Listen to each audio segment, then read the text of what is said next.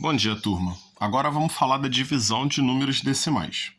Então aqui nós temos 3 exemplos de divisões que a gente vai fazer com números decimais. Então nós temos aqui no primeiro exemplo, 4,8 dividido por 0,6. Então o que a gente tem que lembrar? Primeiro, nós não fazemos divisão com números decimais. Então a gente vai ter que transformar esses números para números inteiros para depois a gente dividir.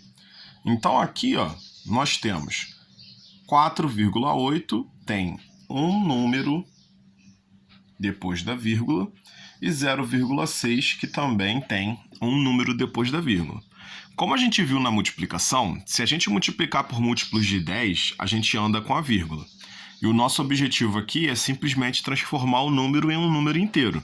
Então a gente precisa andar com a vírgula uma vez para a direita, tanto no número de cima como no número de baixo.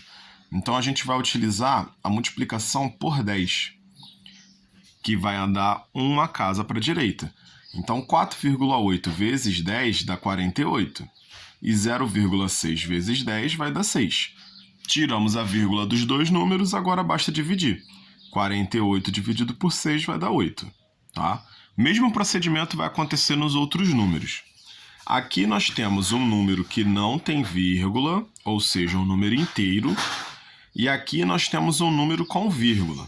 Esse número com vírgula aqui de baixo, ele tem duas casas depois da vírgula. Esse aqui não tem vírgula, mas como a gente está multiplicando, a gente vai ter que multiplicar os dois números. Então aqui eu vou multiplicar por 100, aqui eu também vou multiplicar por 100.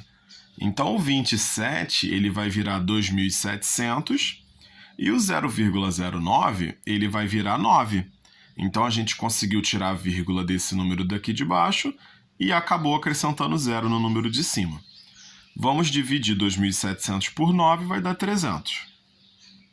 E na letra C, nós temos aqui dois números que possuem dois números depois da vírgula. Então aqui eu tenho 0,16, aqui embaixo eu tenho 0,04. Vou multiplicar os dois por 100, então eu vou ficar com 16 e 4. Vou dividir o 16 por 4 normalmente e vou encontrar o valor 4. Então toda vez que eu estiver dividindo, o que eu preciso analisar? Eu preciso analisar sempre a quantidade de números que tem depois da vírgula.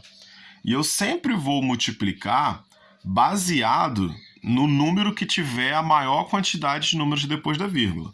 Como a gente pode observar aqui, Aqui ele não tinha número depois da vírgula, mas aqui ele tinha 2. E ainda assim a gente multiplicou os dois números por 100, tá? E é sempre bom lembrar que eu tenho que multiplicar o mesmo valor em cima e embaixo. Eu não posso multiplicar em cima por 10 e embaixo por 100, tá bom? Outra coisa que eu tenho que lembrar também é que não vai ser só 10 ou 100. Aqui eu vou usar 1.000, 10.000, vai ser sempre dependendo da quantidade de casas que eu vou ter depois da vírgula. A quantidade de casas vai ser a quantidade de zeros, tá? Então esse é o nosso videozinho da divisão.